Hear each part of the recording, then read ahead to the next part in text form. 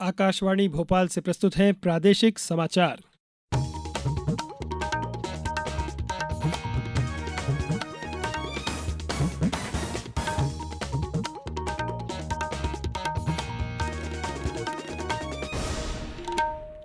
नमस्कार, समाचारों के साथ मैं नवनीत चौबे। सबसे पहले इस बुलेटिन के मुख्य समाचार। प्रधानमंत्री नरेंद्र मोदी ने कहा, विकसित भारत के निर्माण के संकल्प के साथ 18वीं लोकसभा के संसद सत्र की शुरुआत। अनेक संसद सदस्यों ने शपथ ली। रानी दुर्गावती के पराक्रम और सुशासन के नवाचारों को शिक्षा के पाठ्यक्रम में शामिल किया जाएगा। प्रदेश में बच्चों की सेहत की जांच का दस्तक अभियान कल से और प्रदेश में मानसून के प्रभाव से व्यापक वर्षा, 8 जिलों में भारी वर्षा की चेतावनी। 18वीं लोकसभा का पहला सत्र आज नवनिर्वाचित सांसदों के सदन के सदस्य के रूप में शपथ लेने के साथ शुरू हुआ। लोकसभा के नेता प्रधानमंत्री नरेंद्र मोदी सदन के सदस्य के रूप में शपथ लेने वाले प्रथम सदस्य रहे। प्रोटेम स्पीकर भर्तृहरि मेहताब ने श्री मोदी को शपथ दिलाई।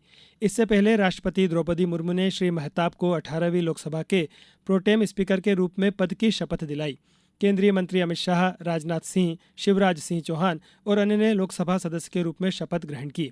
सत्र से पहले संसद के बाहर मीडिया को जानकारी देते हुए प्रधानमंत्री नरेंद्र मोदी ने कहा कि सरकार चलाने के लिए बहुमत की आवश्यकता होती है, लेकिन देश चलाने के लिए आम सहमति अति महत्वपूर्ण है। उन्होंने कहा कि 18वीं लोकसभा का सत्र आज विकसित भारत के निर्माण के संकल्प के साथ शुरू हो रहा है। उन्होंने कहा कि उनकी सरकार देश की सेवा करने और जनता की आकांक्षाओं को पूरा करने के लिए निरंतर प्रयास करेगी।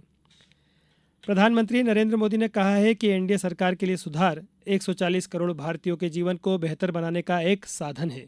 एक सोशल मीडिया पोस्ट में श्री मोदी ने कहा कि वस्तु एवं सेवा कर जीएसटी लागू होने के बाद घरेलू उपयोग का सामान काफ़ी सस्ता हो गया है। उन्होंने कहा, इससे गरीबों और आम आदमी को काफ़ी बचत हुई है। श्री मोदी ने कहा कि सरकार लोगों के जीवन में बदलाव लाने के लिए सुधारों की इस यात्रा को जारी रखने के लिए प्रतिबद्ध है। वीरांगना रानी दुर्गावती के पराक्रम और सुशासन के नवाचारों को पाठ्यक्रम में शामिल किया जाएगा। वीरांगना रानी दुर्गावती के विविध पक्षों को सामने लाने के लिए 5 लाख रुपए का पुरस्कार दिया जाएगा। मुख्यमंत्री डॉक्टर मोहन यादव ने आज वीरांगना रानी दुर्गावती के बलिदान दिवस पर जबलपुर में आयोजित कार्यक्रम को संबोधित करते हुए ये घोषणाएं की। जबलपुर एयरपोर्ट और मदन महल से होकर गुजरने वाला फ्लाईओवर रानी दुर्गावती के नाम पर होगा।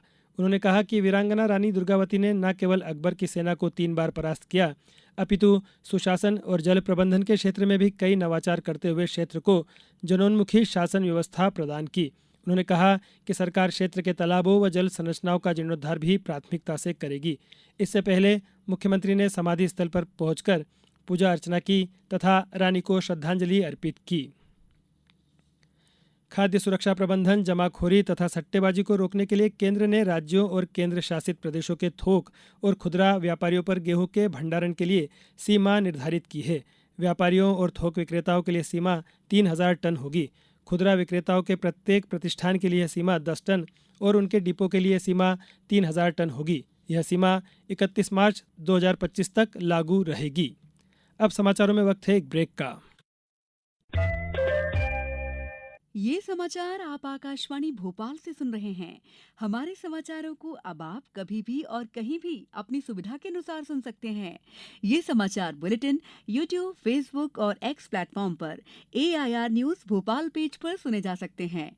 इसके अलावा आप हमारी वेबसाइट newsonair.gov.in पर या न्यूज ऑन AIR ऐप पर भी समाचार सुन सकते हैं। ब्रेक के बाद समाचारों में एक बार फिर आपका स्वागत है। दस्तक सह स्टॉप डायरिया राज्य स्तरीय अभियान कल से आरंभ होगा। यह 31 अगस्त तक चलेगा। उप मुख्यमंत्री राजेंद्र शुक्ल अभियान की शुरुआत करेंगे। बाल्यकालीन बीमारियों की पहचान एवं त्वरित उपचार सुनिश्चित करने के लिए प्रदेश में प्रतिवर्ष दस्तक अभियान संचालित किया जाता है। अभियान का प्रमुख उद्देश्य बाल मृत्यु प्रकरणों में कमी लाना है। परीक्षाओं की शुचिता बनाए रखने के लिए सरकार प्रतिबद्ध है। नीट में पेपर लीक के बाद परीक्षाओं की प्रणाली में सुधार के लिए समिति बनाई गई है। राष्ट्रीय शैक्षणिक प्रौद्योगिकी फोरम के चेयरमैन अनिल सहस्रबुद्धे ने का कहना है कि सरकार ने नीट पेपर लीक मामले में जांच समिति बना दी है, जिससे संदेहों को दूर करने में मदद मिलेगी। हम देख रहे हैं कि एनटीए के परीक्षा के बारे में बहुत सारे संशय अनेक छात्रों ने व्यक्त किए हैं। अनेक चीज़ें बाहर सामने आ रही है। इसके मुद्दे नज़र मंत्रालय ने और खुद शिक्षा मंत्री श्री धर्मेंद्र प्रधान जी ने एक उच्च स्तरीय कमेटी का गठन किया है। दुर्भाग्यपूर्ण कुछ घटनाएं सामने आने के वजह से इसमें रिफॉर्म्स करने के दृष्टि से इस कमेटी का गठन किया गया है। इस कमेटी से अपेक्षा है कि एग्जामिनेशन सिस्टम को कैसे ट्रांसपेरेंट बनाया जाए, जीरो एरर फ्री बनाया जाए।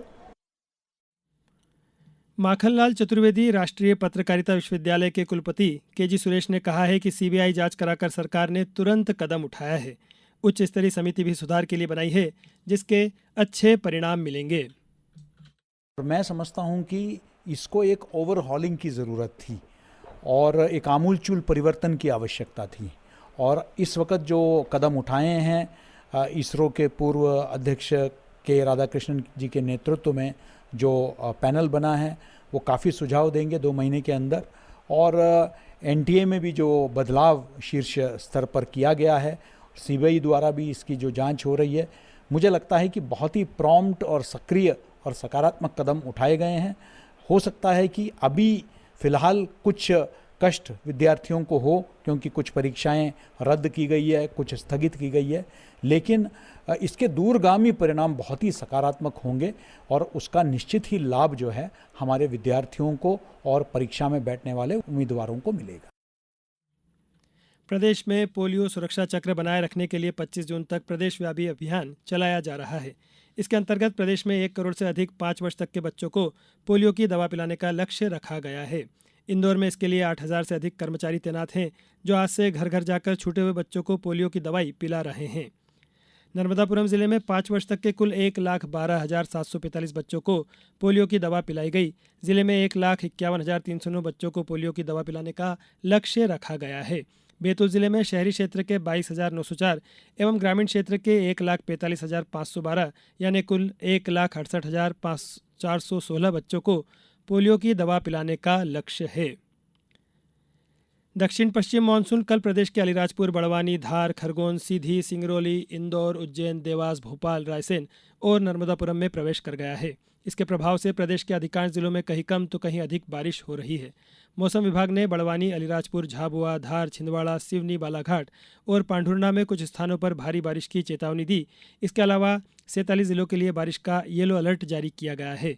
वहीं मऊगंज जिले में बिजली गिरने से एक महिला की मृत्यु हो गई और एक व्यक्ति घायल हो गया। लगभग 120 बकरियों की भी मौत हो गई। अब कुछ समाचार संक्षेप में।